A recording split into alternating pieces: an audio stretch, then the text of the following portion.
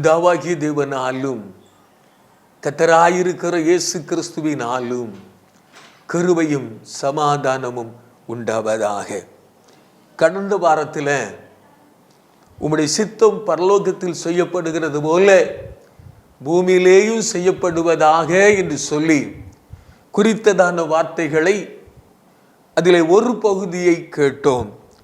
உலக தோற்றத்திற்கு முன்பதாகவே அடிக்கப்பட்டிருக்கிற ஆட்டுக்குட்டி என்று சொல்லி அந்த வரிசையில் இன்னொரு காரியத்தை நான் வாசிப்பது நலமாயிருக்கும். வெளிப்படுத்துதல் 21 அதிகாரம் 2ஆம் வசனத்தில் பரிசுத்த யோவான் தரிசனத்தில் சொல்லுகிற ஒரு வார்த்தையை நாம் பார்க்கிறோம். வெளிப்படுத்துதல் 21ஆம் அதிகாரம் 2ஆம் வசனத்தில் வாசிக்கிறோம். அது முதல் நீங்கள் 5 வசனங்களை நீங்கள் வாசித்து பார்ப்பீர்கள். ஆனால் அங்கே சொல்லப்பட்டிருக்கிறது, நான் புதிய எருசலேமாகிய பரிசுத்த நகரத்தை தேவனிடத்தில் இருந்து பரலோகத்தை விட்டு இறங்கி வர கண்டேன். அது தன் புருஷனுக்காக அலங்கரிக்கப்பட்ட மணவாட்டியை போல ஆயத்தப்படுத்தப்பட்டு இருந்தது என்று சொல்லி பார்க்கிறோம். அன்றியும் பரலோகத்திலிருந்து ஒரு பெரிய சத்தத்தை கேட்டேன், இதோ மனுஷனிடத்திலே தேவனுடைய வாசஸ்தலம் இருக்கிறது என்று சொல்லி பார்க்கிறோம். ஆண்டவர் சொல்லுகிற ஒரு வசனம், அலங்கரிக்கப்பட்ட மணவாட்டி என்று சொல்லி எழுதப்பட்டிருக்கிறது. அலங்கரிக்கப்பட்ட மணவாட்டி, இது பரலோகத்திலே யோவான் தரிசனத்திலே பார்க்கிறான். யோவான் இன்னும் பரலோகத்திற்கு போகவில்லை, அவன் எடுத்துக்கொள்ளப்பட்டான், தரிசனத்தை பார்க்கிறான். அங்கே சொல்லப்பட்டிருக்கிற அந்த காண்கிற வார்த்தைகளை பார்க்கிறான்.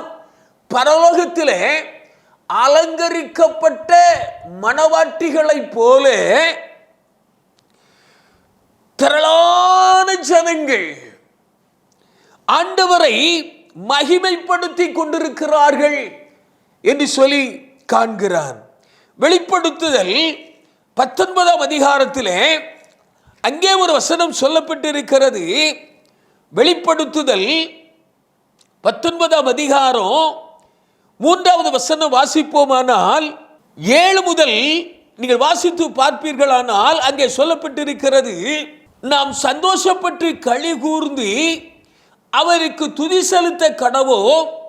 ஆட்டுக்குட்டியானவருடைய கல்யாணம் வந்தது, அவருடைய மனைவி தன்னை ஆயத்தம் பண்ணினாள் என்று எழுதப்பட்டிருக்கிறது. ஆகவே அங்கே ஒரு காரியம் நடக்கிறது. அலங்கரிக்கப்பட்ட மணவாட்டி என்று எழுதப்பட்டிருக்கிறது. இந்த அலங்கரிக்கப்பட்ட மணவாட்டி எப்படி மணவாட்டியாய் மாறுகிறாள்?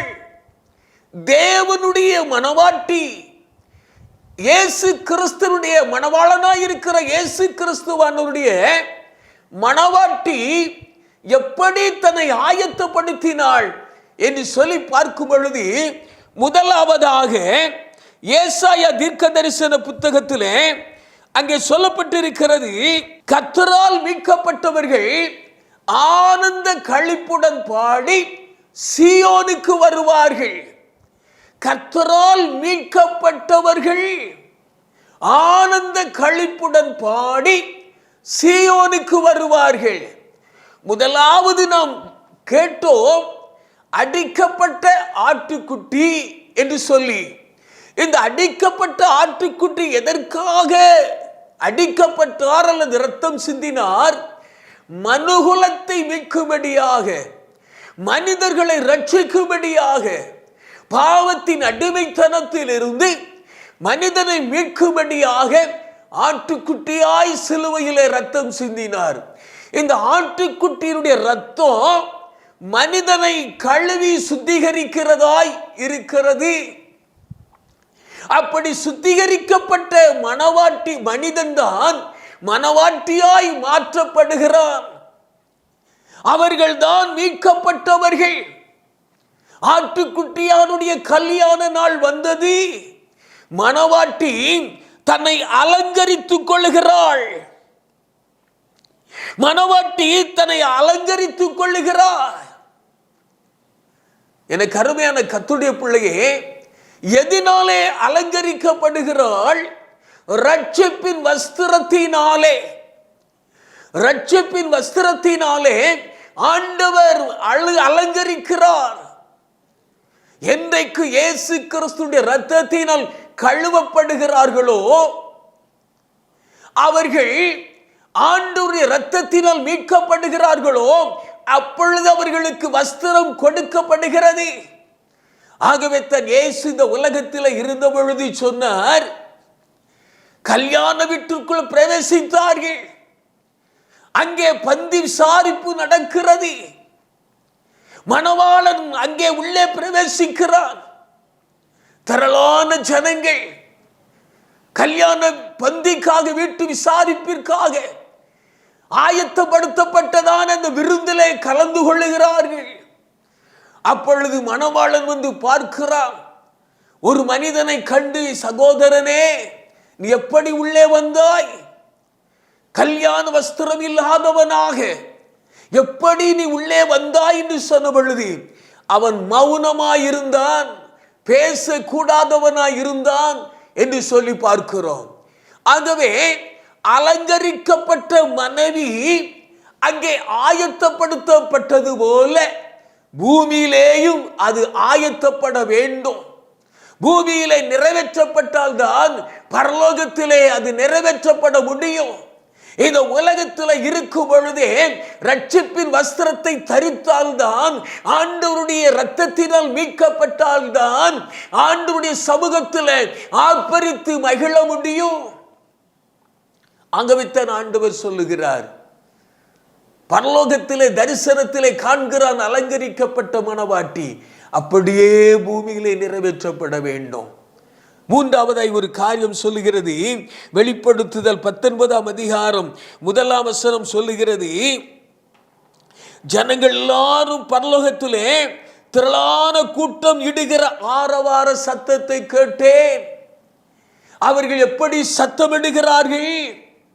அல்லேலூயா, ரட்சண்யமும் மகிமையும் கனமும் வல்லமையும் அவருடைய தேவனாகிய கர்த்தருக்கே உரியது என்று சொல்லி அங்கே ஆர்ப்பரிக்கிறார்கள். கர்த்தரை மகிமைப்படுத்துகிறார்கள். வெளிப்படுத்துதல் 4ஆம் அதிகாரத்திலே யோவான் தரிசனத்திலே பார்க்கும் பொழுது 8ஆம் வசனம் முதல் நீங்கள் வாசித்து பார்ப்பீர்களானால், அங்கே 4 ஜீவன்களும் ஒவ்வொன்றும் அவ்வாறு சிறகுள்ளவைகளும் சுற்றிலும் உள்ளேயும் கண்கள் நிறைந்தவளுமாய் இருந்தன. அவைகள் இருந்தவரும் இருக்கிறவரும் வருகிறவருமாகிய சர்வ வல்லமையுள்ள தேவனாகிய கர்த்தர் பரிசுத்தர் பரிசுத்தர் பரிசுத்தர் என்று பரலோகத்தில் ஆர்ப்பரிக்கிறதை பார்க்கிறான். ஏசாயா தீர்க்கதரிசி அங்கே தரிசனத்திலே பார்க்கும் பொழுது ஏசாயா 6ஆம் அதிகாரம் 3ஆம் வசனத்திலே அங்கே நாம் வாசிக்கிறோம், இதை போலவே அங்கேயும் எழுதப்பட்டிருக்கிறது, அங்கேயும் சொல்லப்பட்டிருக்கிறது. ஏசாயா தீர்க்க தரிசன புத்தகம் 6ஆம் அதிகாரத்திலே இதோ ஏசாயா தரிசனத்திலே பார்க்கிறான். என்ன சொல்லுகிறான்? 2ஆவது வசனம் சொல்லுகிறது, கேருபீன்கள் அவருக்கு மேலாக நின்றார்கள். அவர்கள் ஒவ்வொருவனுக்கும் அவ்வாறு சட்டைகள் இருந்தன. அவனவன் 2 சட்டைகளால் தன் தன் முகத்தை மூடி, 2 சட்டைகளால் தன் தன் கால்களை மூடி, 2 சட்டைகளால் பறந்து ஒருவரை ஒருவர் நோக்கி, சேனைகளின் கர்த்தாவே நீர் பரிசுத்தர் பரிசுத்தர் பரிசுத்தர், வானமும் பூமியும் தேவனுடைய மகிமையால் நிறைந்திருக்கிறது என்று சொல்லி தரிசனங்களை காண்கிறான். பரலோகத்திலே ஆரவாரம் விடுகிற சத்தம் பூமியிலே நிறைவேற்றப்பட வேண்டும். அப்படியே கர்த்தரை ஆராதிக்க வேண்டும் என்று சொல்லி ஆண்டவர் சொல்லுகிறார். பரலோகத்தில் செய்யப்படுகிறது போல பூமியிலே ஒரு ஆராதனை வேண்டும். இன்றைக்கு இருக்கிற ஆராதனை போல அல்ல. தேவனுடைய சித்தம் என்ன? பரலோகத்தில் எப்படி ஆராதிக்கிறார்கள் அப்படியே பூமியிலே ஆராதிக்கப்பட வேண்டும். தூதர்களும் பரிசுத்தவான்களும் மீட்கப்பட்டவர்களும் ஆர்ப்பரிக்கிறார்கள். அல்லேலூயா, அல்லேலூயா, அல்லேலூயா. சேனைகளின் கர்த்தர் பரிசுத்தர், பரிசுத்தர், பரிசுத்தர் என்று ஓயாமல் அவரை பாடி மகிமைப்படுத்தினார்கள். அப்படியே பூமியிலே செய்யப்பட வேண்டும். இன்றைக்கு அப்படி பூமியிலே செய்யப்படுகிறதா? கேட்கிற கர்த்தருடைய பிள்ளையே, பிதாவாகிய தேவனுடைய சித்தம் பூமியிலே நிறைவேற்றப்பட வேண்டும் என்று சொல்லி இயேசு கற்றுக் கொடுத்தார். அது என்ன? அல்லேலூயா என்று சொல்லி ஆர்ப்பரிக்கிற, பரலோகத்தில் ஆர்ப்பரிக்கிற திரளான கூட்டங்களை போல இந்த பூமியிலும் கர்த்தரை ஆராதிக்கிற ஒரு பரிசுத்த கூட்டம் எழும்ப வேண்டும். அவர்கள் ஆராதிக்க வேண்டும். எப்படி? நடனமாடி அல்ல. எப்படி ஆராதிக்க வேண்டும்? மேல கும்பாலம் போடுகிற ஒரு கூட்டம் அல்ல. கர்த்தரை எப்படி ஆராதிக்க வேண்டும்? யோசித்து பாருங்க. இன்றைக்கு இருக்கிற நிலைமை பரலோகத்தினுடைய சித்தம் அல்ல, பொல்லாத சத்துருவினுடைய சித்தம். நடனமாடி சொல்வதற்கே முடியவில்லை. வாய் கூசுகிற அளவுக்கு இன்றைக்கு ஆராதனை என்று சொல்லுகிற பெயரிலே நடந்து கொண்டிருக்கிறது. தேவனுடைய சித்தம் பரலோகத்தில் எப்படி செய்யப்படுகிறதோ அப்படியே பூமியிலே செய்யப்பட வேண்டும். இன்றைக்கு தங்களுக்கென்று ஒரு ராகத்தை எடுத்துக்கொண்டு, தங்களுக்கொன்று பாடலை எழுதி கொண்டு நடனமாடி, அலங்கோலம் நடனமாடினால் கூட பரவாயில்லை, அலங்கோலமான நடனம், சகிக்க கூடாத நடனம். கர்த்தர் இந்த இடத்துல இருப்பாரா? அந்நியர்களும் அப்படித்தானே தங்கள் தெய்வத்தை ஆராதிக்கிறார்கள். அந்நிய தெய்வத்தை கூட அப்படித்தானே எண்ணி ஆராதிக்கிறார்கள். பரலோகத்தில் நீங்கள் ஆராதிக்கிற வண்ணமாக எழுதப்படவில்லை. அங்கே சொல்லப்பட்டிருக்கிற வார்த்தைகள் அல்லேலூயா, அல்லேலூயா. வானமும் பூமியும் தேவனுடைய மகிமையால் நிறைந்திருக்கிறது என்று சொல்லி பரிசுத்தர், பரிசுத்தர், பரிசுத்தர், பரலோகத்தின் தேவன் பரிசுத்தர் என்று சொல்லி கேராபீன்கள், ஷெராபீன்கள், அவருடைய இரத்தத்தினால் மீட்கப்பட்ட பரிசுத்தவான்கள் ஆராதிக்கிறார்கள். யோவான் தரிசனத்திலே கண்டது ஏறத்தாழ 2000 ஆண்டுகள் ஆயிற்று. அதன் பிறகு வந்த கர்த்தரால் தெரிந்து கொள்ளப்பட்ட ஜனங்களும், கர்த்தரால் மீட்கப்பட்டிருக்கிற ஜனங்களும் இப்படித்தான் பூமியிலே ஆராதிப்பார்கள் என்று சொல்லி தரிசனத்திலே வெளிப்படுத்தி காண்பித்தார். எனக்கு அருமையான கர்த்தருடைய பிள்ளையே, அஞ்ஞானிகளைப் போல நாமும் ஆராதிக்கவில்லை. நம்முடைய பரலோகத்திலே இருக்கிற கெராபீன்கள், ஷெராபீன்கள், தூதர்களைப் போல பூமியிலேயும் நாம் ஆராதிப்போமானால் அது தேவனுடைய சித்தம் நிறைவேற்றப்படுகிறதாயிருக்கும். ஒரு நிமிடம் கண்களை மூடி, ஆண்டவரே, அப்படிப்பட்ட ஆராதனைக்குள்ளே என்னை வழி நடத்தும். நாங்களும் இந்த பூமியிலே அல்லேலூயா, பரிசுத்தர், பரிசுத்தர், பரிசுத்தர் என்று சொல்லி ஆராதித்து உம்முடைய நாமத்தை மகிமைப்படுத்த எங்கள் ஆண்டவர் எங்களுக்கு உதவி செய்யும். இதை கேட்கிற ஒவ்வொரு கர்த்தருடைய பிள்ளைகளுக்கும் அந்த தரிசனத்தை கொடும் ஆண்டவரே. வஞ்சிக்கப்பட்டு போய்விடாதபடிக்கு கடைசி நாட்களில் வஞ்சகத்தின் ஆவிகள் கிரியை செய்கிறபடினாலே வஞ்சகத்தின் ஆவிக்கு எங்களை அடிமைப்படுத்தி ஒப்பு கொடுத்து விடாதபடிக்கு தேவனுடைய சித்தம் பரலோகத்தில் எப்படி ஆராதிக்கப்படுகிறதோ அப்படியே பூமியிலையும் ஆராதிக்க ஆண்டவர் எங்களுடைய ஞான கண்களை தாரும். அகக்கண்கள் திறக்கப்படட்டும், இருதய கண்கள் திறக்கப்படட்டும். உடைய இரத்தத்தினால் கழுவப்பட்டவர்களாய் ஆராதிக்க ஆண்டவர் உதவி செய்யும். நீர் அப்படி செய்வீர், சித்தத்தை நிறைவேற்றுவீர். உமக்கு ஸ்தோத்திரம் செலுத்துகிறோம். மகிமை எல்லாம் உமக்கே ஆண்டவரே. நாங்களுமே ஆராதித்து மகிமைப்படுத்துகிறோம்.